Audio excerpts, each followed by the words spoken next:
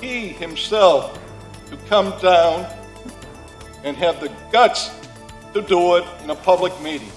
If not, to shut his big mouth. Showdown at City Hall. Commissioner versus police chief.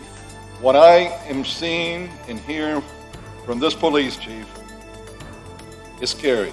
Political theater and possible consequences. What I want is a full investigation. The details behind the drama. He's a bold guy, just like all of you. You see the skeleton with clothes on him. A terrifying journey. All we pretty much care about is to get out. A new start in South Florida with an uncertain ending. We're going to get this done. Big battles in Washington. A Miami congressman weighs in. It's all live this week in South Florida. Good morning, welcome. Glad you could join us. I'm Michael Putney. I'm Glenna Milberg. The Miami drama, the future of Haitian migrants in South Florida. A lot packed into this hour for you, but we begin with the battle over the bill. The monumental battle underway in Washington between factions of the Democratic Party over a $1 trillion infrastructure bill held up and used as leverage for an even bigger bill to address so-called human infrastructure, expanded Medicare, help for struggling families, and climate protection initiatives. Republicans are watching the disarray among Democrats with pleasure, but they are also not in the clear. They are, in fact, in the hot seat because those big bills will be coming up soon for a vote. The infrastructure bill passed the Senate with strong bipartisan support. The House deadline to vote on it is the end of the month. So what should we expect? One of South Florida's veteran members of Congress, Mario Diaz-Balart, a Republican from Miami-Dade, is joining us now to weigh in. Congressman, good morning. Great to see you. Good morning, Congressman. Well, I cannot hear the congressman. I hope that he hears us. Congressman, are we good? Yes. We are. Great. You know, first of all, I should say that the infrastructure package is really in your wheelhouse since you are the ranking Republican on the House Subcommittee on Transportation, Roads, Highways, and you've brought millions of dollars to South Florida for those kinds of projects. So that bill did pass the Senate in August with strong bipartisan support. When it comes to the House vote, will you vote for it? Michael, what you said is accurate. It passed the Senate in August. It's been sitting in the House. The only reason that the Speaker, Nancy Pelosi, has not brought it forward, it's because it's linked to the much bigger bill, which would entirely change the economy of the United States from a free market economy to a government-controlled, more socialist economy, and they are linked. Excuse me, how in the world can one bill, even one as big as $1.2 trillion, how can that change the entire economy? Again, it's linked to the bigger one, and when I say it's linked, I say it, but more importantly, Speaker Pelosi says it's linked. The President of the United States says it's linked. Senator Bernie Sanders, whose bill it is, says it's linked.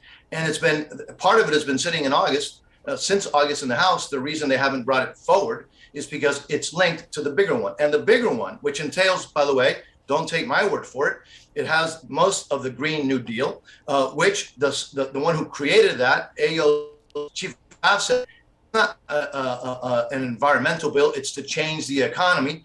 It's put together by the self-described socialist in the Senate, Senator Bernie Sanders, who has said that he wants to change from a market-driven economy to a socialist economy. So again, there's no secret here. Nobody's hiding it.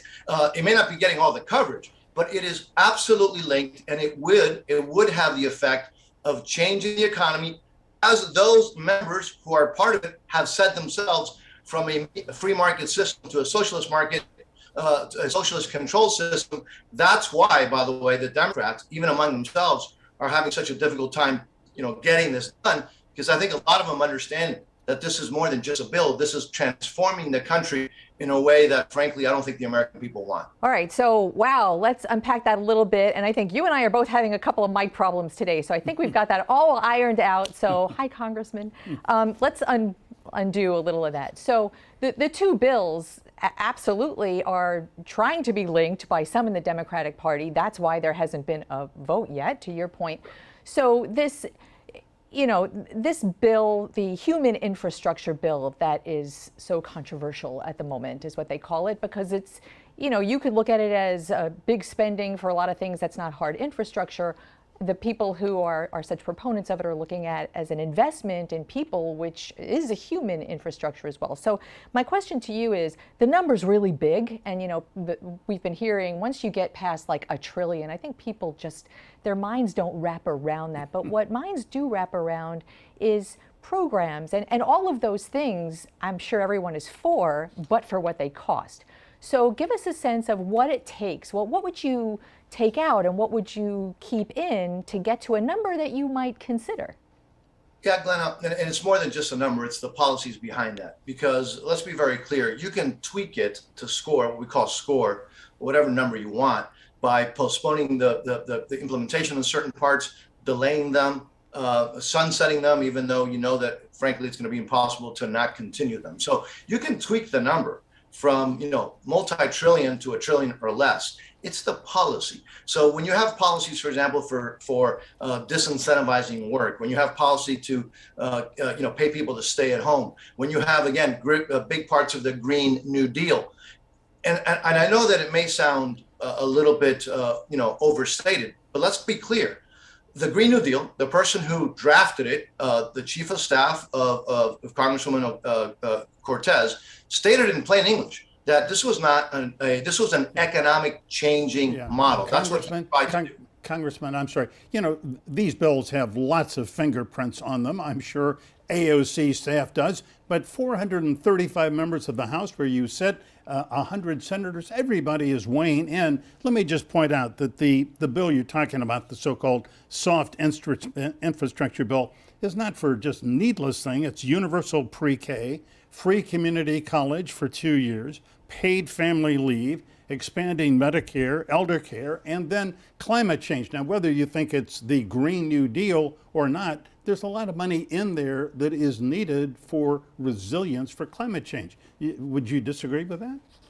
Michael, you know that I put $12 billion in the bill, the last, after some of the larger storms, for resiliency.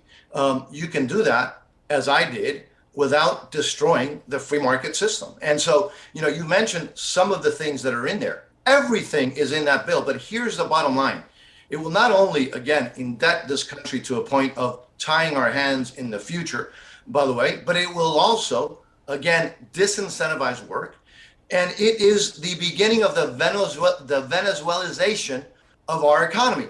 But again, it's not. Can you just explain what you mean by that? Because I mean, things like money for childcare actually incentivizes work for women. That just is an example. But what do you mean, Congressman, when you say the socialization or the Venezuelization or whatever word you just used? What does that mean, practically speaking?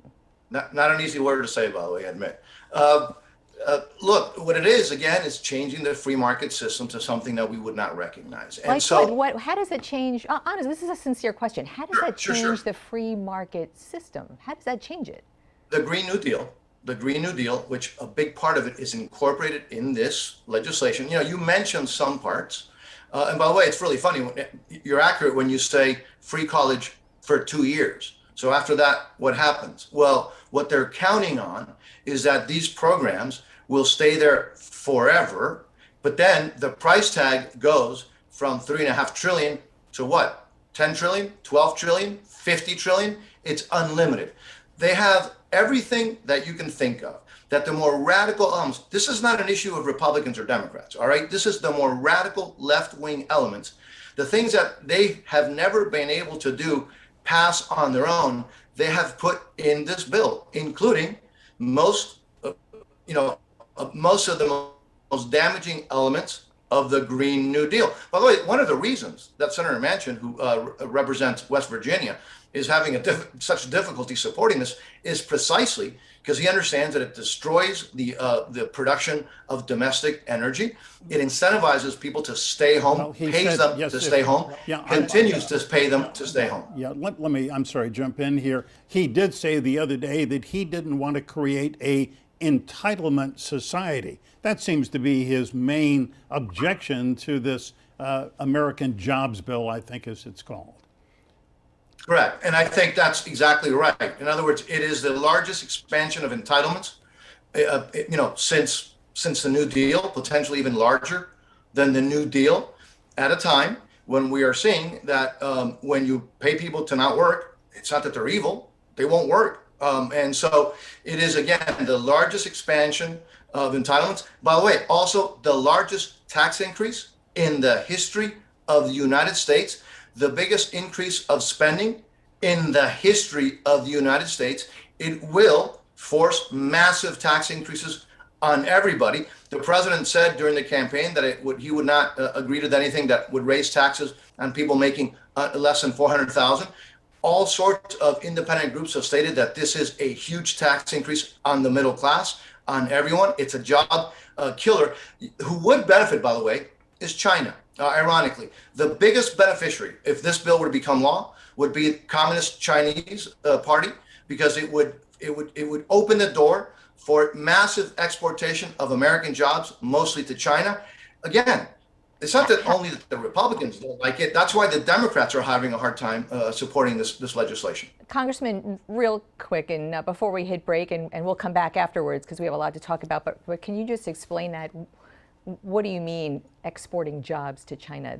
That is a difficult thing to wrap our head around in this bill. Yeah, but I'll put it in the most simple way. The taxes for American businesses would be higher here than they would be in China.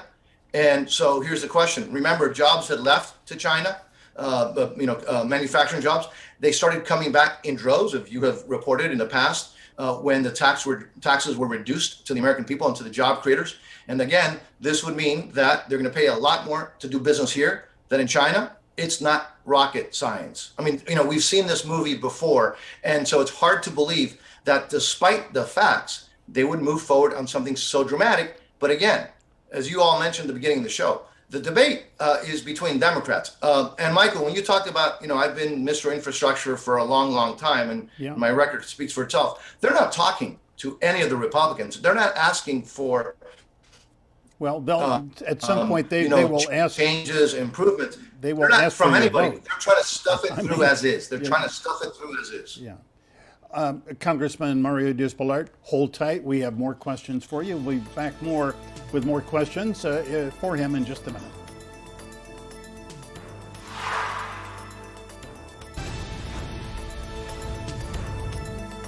On this Sunday, we are having a lively discussion with Congressman Mario Diaz-Balart of Miami. Congressman, let me ask you a little bit more about money. During the Trump years, the national deficit increased by $8 trillion, and frankly, there was nary a peep from Republicans in Congress. Now, the Democrats are going to raise it even more, and Republicans like you are just, going crazy. So was it okay not to object during the Trump era, but it's fine now? No, I would argue that I think that we've been spending too much money for quite a long time now. But let's just put it in perspective. What we're dealing with now, if they succeed, it would be more spending than all of the years where the Republicans controlled the House combined, Michael. So and I would argue that we spent too much money in the past. This is by far the largest tax increase, spending increase. And there's a reason, by the way, why there's a new word in our vocabulary that the three of us have not used in decades, and that's inflation. People are getting hit really hard with inflation precisely because of the government policies of just excessive spending at a rate, which, by the way, we have never, ever seen in the history of our country. So you voted yes for this temporary raise in the limit, and so did my other Miami-Dade GOP congressmen and women, man and woman. So that has a shelf life. What happens next? Is this kicking the can down the road? What happens next? Well, on December 3rd. Correct, Glenna. The appropriation bills are some of the things that have to get done. There was an extension of the current law, in essence, just for a little while to allow us to get that done. But right now, the majority, House, Senate, and the White House is not focused on the things that have to get done. They're focused on the things that they want to get done, including the Bernie Sanders proposed budget. And so I'm hoping that we will get the necessary things done and that we will stop trying to impose on the American people something that they don't want, that they ever asked for. Look, this president, ran as a moderate. And right now, by the way, these proposals have been put together by Senator Bernie Sanders. And so it looks like Biden got elected, but Bernie Sanders' ideas and proposals are the ones that he's pushing. It's time to get back to the people's business, the things that have to get done. You mentioned one of those that really needs to get done. Yeah, Congressman, let me ask you to expand a little bit on the subject of inflation, which means things cost more and our dollar doesn't go quite as far. In the last period, something called the Personal Consumption Expenditures Index, which is used by the Fed, went up by 4.3%. I mean, that's just a huge amount. And I think one way the Fed would say to bring it down is to raise interest rates. Do you think the Fed, in fact, should go ahead and raise interest rates, make money more expensive? No, frankly, what I think we need to do, where I think the emphasis needs to be, is on not continue to add fuel to the fire. And so among the biggest increases, obviously, in prices and inflation is energy. One of the first things that this president did the first day was to basically declare war on all of domestic energy in the United States, while, by the way, getting rid of sanctions that sanctioned oil and coal in places like Russia and China. Hard to believe. So again, it's these policies that are creating the problem. Like it's this president that created the crisis in the southern border. It's this president that created the catastrophe in Afghanistan. This is very simple. These are government created crises that don't need to be there. So it's time for this administration to take a deep breath, slow down, start working for the things that the American people need, not to appease Bernie Sanders and AOC, the most radical folks in the country. So you saw the president on Capitol Hill. Your word is appease. I think other people on the other side would use negotiate. I mean, it's clear that the sausage is being made. That kind of makes people's eyes glaze over who maybe aren't watching this program and aren't in the weeds with that. But isn't there a sense that you have that this president is negotiating with members of his own party that did not get elected president in order to come to some sort of compromise, which you are very involved in?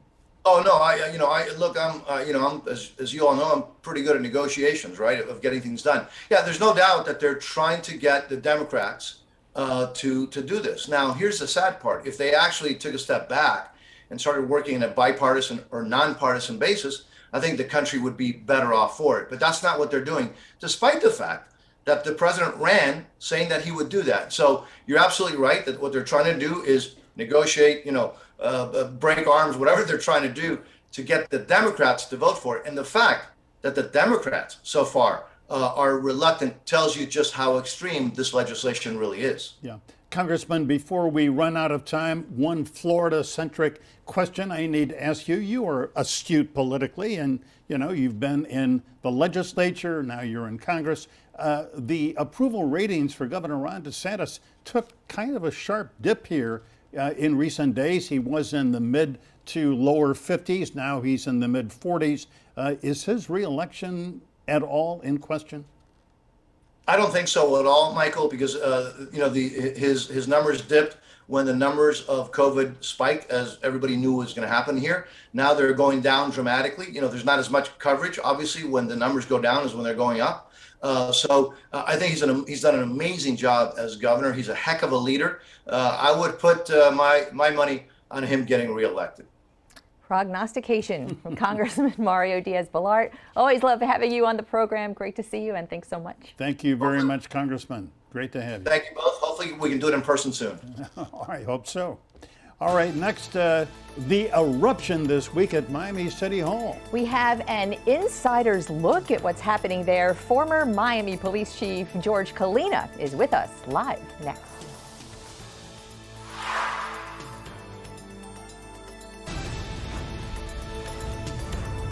The drama, the political theater this week at the Miami Commission had fingers pointing in lots of directions. Did they ever? Commissioner Joe Carollo led the Inquisition-like meetings, building a case against the new police chief, but the chief struck back. He struck first with a memo alleging corruption among Carollo and the other commissioners. In this real-life telenovela, there are subplots, there is context, and one person who might shed some authentic light on all of it is Miami's recently retired police chief, Jorge Colina, with us right there live.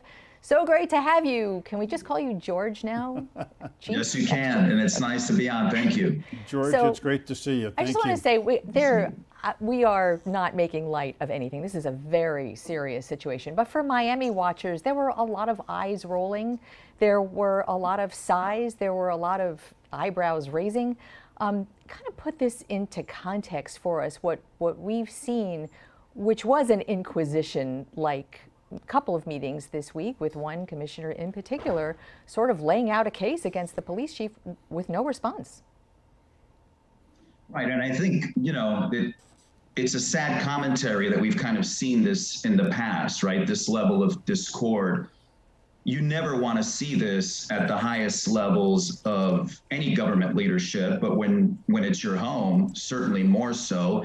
And it does leave people quite uneasy because honestly, you want everybody to focus on their jobs and doing the best they can for the community that they serve, not spending time preparing on how you're going to fight each other. George, it was only at the end of January that you retired after 3 years as chief, 30 years with the department. So you know this department inside and out, and you have watched Chief Acevedo in the 6 months he's been on the job. He's made some mistakes, some gaffes, but has he done anything, in your opinion, that would warrant having him fired? I don't know is the truth. From the outside, it doesn't appear like it, but we don't know what the truth is, right? I'm not in the department anymore. I don't live in the city of Miami anymore. And so certainly there have been some mistakes in terms of how you would communicate, especially strategically. It's one of the disadvantages, Michael, when you bring someone from the outside, and I'm not questioning the decision, but those are some of the things that sometimes lead to problems, not understanding a community, not understanding the politics, how to maneuver around some of these landmines that we know exist here in South Florida. I can't speak to other cities. I don't know how it was for him in Houston. But these are some of the things that happened. There was a process that was put in place that wasn't followed. So there's tinder, how much is reality and how much is, perhaps an exaggeration of what it is or being a bit hyperbolic. That's the part that really everyone is trying to figure out. So we're talking about Miami, but there are cities all over South Florida who make hiring and firing decisions. In Miami, it's the city manager. The city manager and the mayor sort of went to Houston, plucked him, called him the Michael Jordan of police chiefs. The commission had not only no part in the hiring, but were very surprised, even though there was this internal process going on where local inter-department people were candidates for this job. And you get the sense, listening to the meeting, that this was this was poking the bear, no doubt. But the memo that the chief launched in a preemptive strike really makes some allegations against the commissioners that they interfered with investigations in the department, that they were meddling in his decisions to hire and fire. Did you, when you were police chief, have that experience with the commissioners? And several commissioners, I might say, were different then, but did you ever experience that? Not really. And I'll put it this way. It was important to me from the very beginning. Anytime I had any conversation with any of the commissioners, and by the way, to include the mayor and the manager, it was really important to me to make sure they understood what was acceptable to me and what wasn't. It was important for me that they understood that I'm the chief of police. I'm going to make the decisions. We can speak, off camera, if you will, about it. Certainly not at commission. I was never comfortable with that. and have a discussion if someone's uncomfortable with the decision I was making. But I certainly wanted them to know I'm making the decisions here. And if I even got the idea that someone was suggesting something that made me uncomfortable, I would let them know about it. I would let them know. Can I just follow up with that? Because we have evidence that you did exactly that. There is one of the allegations against commissioners were that they were asking the police chief to do selective enforcement against a code violation, send in the city departments to bust political enemies. There is an entity on Calle Ocho, Ball and Chain, and the owners of that establishment and others filed suit this week, a federal lawsuit. And in that lawsuit is your memo from 2 years ago when you were police chief. It seems to be answering to the mayor and manager that you had been asked to do selective enforcement, and you were asking them to sort of gut check and have that and intervene so it didn't happen. Talk about that a little bit, that experience. So this was a commission meeting where, if I recall, they had essentially through resolution directed the city attorney to essentially be the point person in these business checks, which, you know, I'm sure they felt like it was their right as legislators to put forth such a resolution. The city attorney followed those directions and forwarded locations for us to check as a task force. That already for me was uncomfortable. And again, I'm sure they felt like they were within their right. But in my opinion, that's not how the charter reads. My boss is the city manager. And that's the person who can direct me on what my duties are. But quite frankly, even the city manager, you know, I'm the law enforcement professional, right? I'm the one that's got to be able to say that is not acceptable or I'm not going to participate, because perception is what it's all about. I don't want anyone to think that anyone can use the police department, the mayor, the manager, any of the commissioners to think that we can go out and do their bidding. I don't want anyone to think that.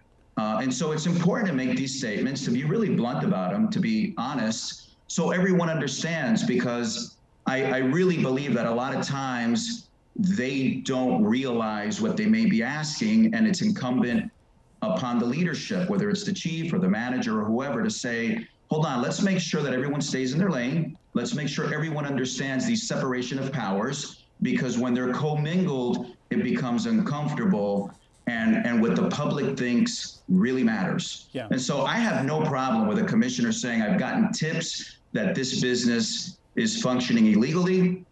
That's okay, but I'm not going to go check that one business. I'm going to check the one next door, the one across the street, and the one down the block. Because again, I don't want anyone to feel that we're being used or manipulated in any kind of way. Right. Well, just to underscore your point, the Miami City Charter says that you report to the city manager, and the commissioners can express opinions, but they cannot give you or police officers a direct order. That just violates the charter. That's what you're saying. Yes, that's what I'm saying. And listen, using common sense, right? I'm completely okay with a commissioner calling and saying, I just got a tip from a constituent that they're selling drugs out of this home or there's this business. That for me is like any citizen reaching out. That's okay. It's when you get the idea that they're trying to direct you on how to do your job, or essentially giving you instructions or orders that can become uncomfortable. Yeah, that's not kosher. Okay, George, Kalina, we have more questions for you, so please stay right where you are, and we'll be back with more questions for the former police chief in a minute. Sure.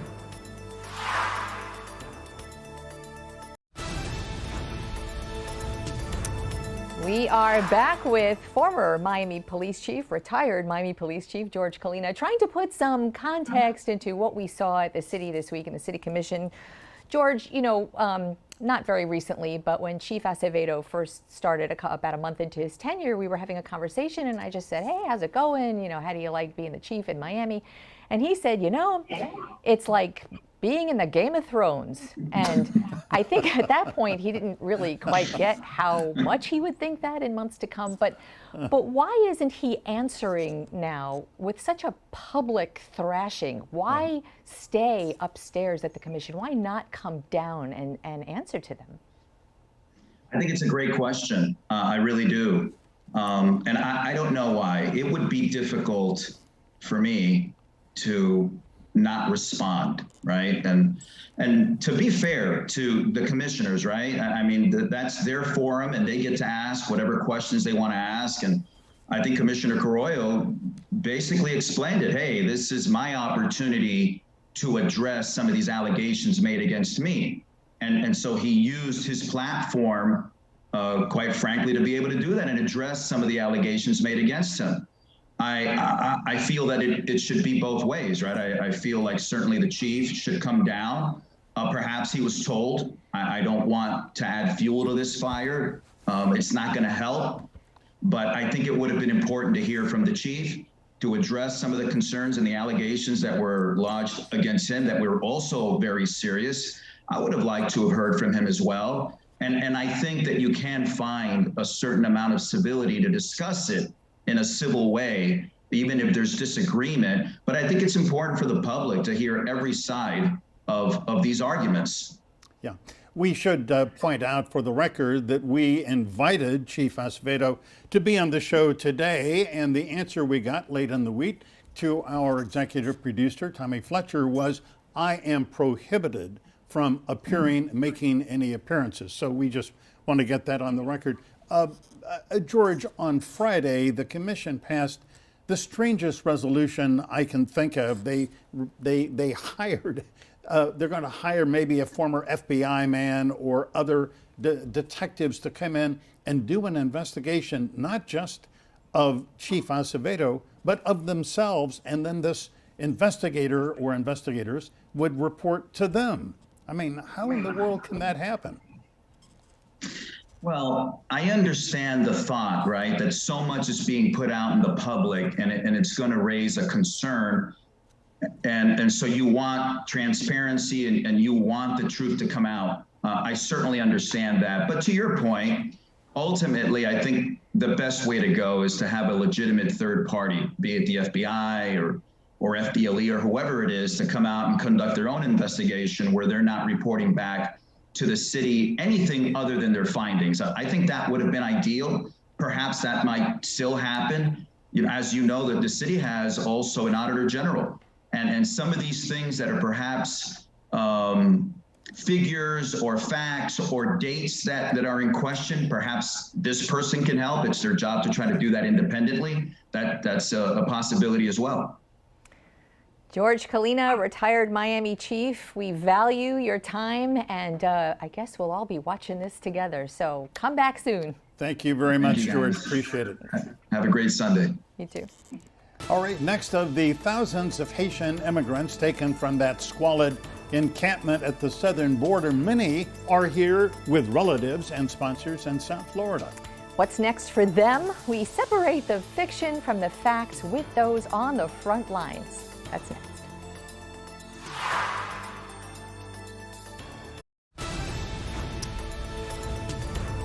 Despite the focus on the mass expulsion of Haitians from that now empty border camp in Del Rio, Texas, the majority of the people who were there are now in the U.S. and beginning the asylum claims process. And countless will be doing that while living with relatives or sponsors right here in South Florida.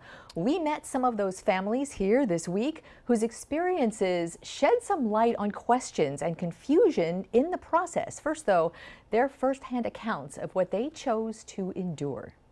They arrived strangers in South Florida. Stephanie and her 4-year-old Yvonne, Jimmy and his young family, all describing a similar terrifying journey to the border. You see the skeleton with clothes on them, with dead bodies. You smell it. You have people as you walking up the mountain that they just give up. At the moment we were under the bridge, all we pretty much care about is to get out, to make it.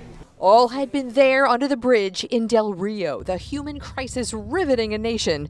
Haitians, some for years in Brazil and Chile, trying to sustain their families there, hearing word of mouth last spring, the U.S. was ready to take them in. There you say, I made a cousin.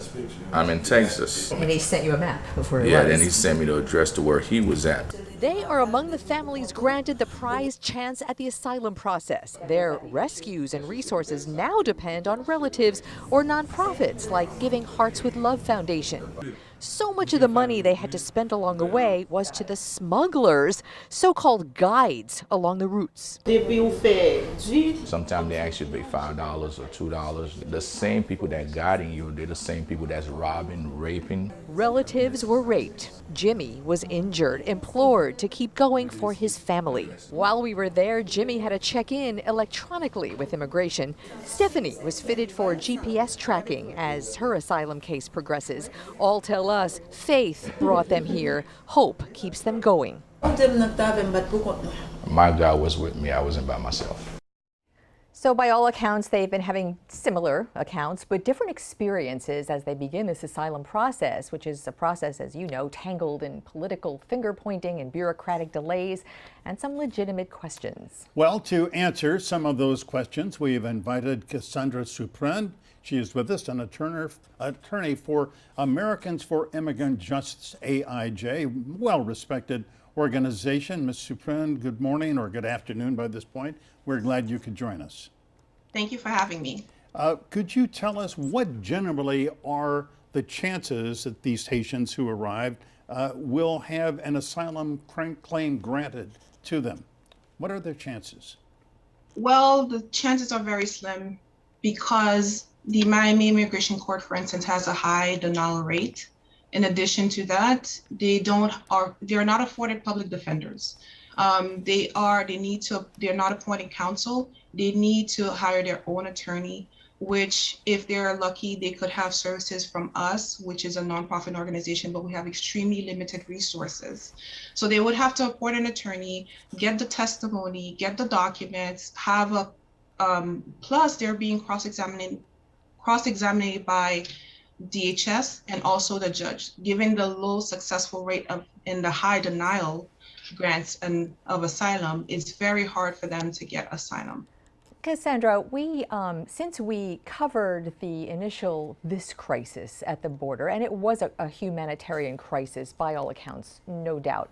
And the message from the administration was, don't come because you will be expelled. And we watched those flights take off for Port-au-Prince, summarily expelling and deporting some of the people who were under the camp. But the vast majority were not deported. And it raises a lot of questions like why? And we're looking at some of that video now, why were these people in particular expelled under a health policy, Title 42, because of the COVID pandemic, and yet 3/4 of the people who were there were not expelled, and some were vaccinated, some were tested, some were not vaccinated, some were not tested. Why is there such a discrepancy in who gets to do what? Before I answer that question, I want to dispel this myth. Please note that there are a lot of Haitians that have been removed. Over 6,000 have been expelled to Haiti, not counting Guatemala and Mexico. So the majority of being allowed here is not necessarily true given the numbers we're getting. Let me just clarify that I'm talking about the numbers from that encampment, and those are the numbers that the Department of Homeland Security has publicly put out from that one instance at the border camp. Okay, but we have documentation that there have been over 6,000 Haitians have been expelled. But however, to answer that question, we don't know exactly the criteria that the government is using to use Title 42 or Title 8, because we have seen people who have been expelled back to Haiti or families with young children, and we have seen ones who have been processed here with family and children. So we really don't know what criteria they're using to make such decision. Yeah. Cassandra, both Glenna and I are very well acquainted with AIJ, Americans for Immigrant Justice. Your founder and executive director, Cheryl Little, is a friend. We have immense respect for her and the work that AIJ does. But if you do have limited resources, So where are all these Haitians who are here now? They are going to need legal representation. Where will they get it? They may get it through organization. We have another sister organization called Catholic Legal Services as well, but you have to be very mindful that we have very extremely limited resources. And also, unfortunately, they would have to pay for their attorney because the public defender system does not exist in immigration court. You know, I want to pose to you a question that I've been hearing a lot over the past couple of weeks with people who are not familiar with this process, who are watching the news and seeing what's happening. And it comes from, and we all understand that the whole immigration issue is so mired in politics. Weeding through that, there are people who feel like they see all of these people at the border, they see all of these people come in, they're quite sure that people will just disappear into the ether and live illegally and not go through the process. And yet, in just the very example we showed today, Stephanie had a GPS monitor on her ankle, and Jimmy was checking in on his own with his immigration agent. And I'd like to hear from you, and our viewers would like to hear from you, that how do these people go through the process for a couple of years legally and rightfully on their own accord? And it is the honesty system, is it not? I'm sorry, could you rephrase the question? I'm not really understanding. People who have now been granted the asylum process are here doing that. And there is a process that they are trusted to follow. And I'd like to hear your experiences with those who do, or maybe do not. Well, those who do not follow, basically the video that you have shown in terms of Stephanie having an ankle monitor and Jimmy being having to report to ICE remotely, just so you know, before they are released, there are conditions they have to meet. They can't be menace to society, and also they need to follow certain criteria upon being released. If they follow through the system, they will go to court, file their asylum claim, and hopefully if it gets granted, they get granted. If they don't follow the process upon being released, once they get apprehended, they'll go back to the detention facilities. Yeah, Cassandra, we understand that the immigration courts, not just in South Florida, but across the country, are just jammed. They are way behind on, hearing the cases. How long might it be for the Haitians who arrived in the last week, the ones whom Glenna spoke to, before they actually get a hearing before an immigration judge? It depends. The Biden administration has instituted a dedicated docket that is devoted to asylum seekers. Asylum seekers with families. And if you're under that docket, please note that not all families are under that docket. If you're under that docket, the projected goal is to have your final hearing within a year. If you're in the non-dedicated docket, it could take years. And what is your experience, practically speaking, time-wise? In terms for asylum? Yes, or the process. Well, unfortunately, given COVID, the court systems have not been as, they're not hearing cases as often. So now we're seeing hearings scheduled for 2023, 2024, unfortunately. Well, Cassandra Suprin from Americans for Immigrant Justice, AIJ, we appreciate your time and we wish you well with your representation of Haitian migrants. Thanks for joining us. Thanks, Cassandra.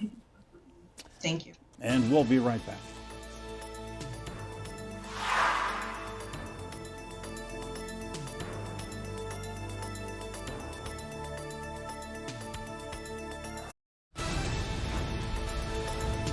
We thank you so much for being here with us. We are grateful you spent this hour with us. And remember, we are always online 24/7 at local10.com. And also remember, as always, stay informed, get involved. Hope you have a great Sunday.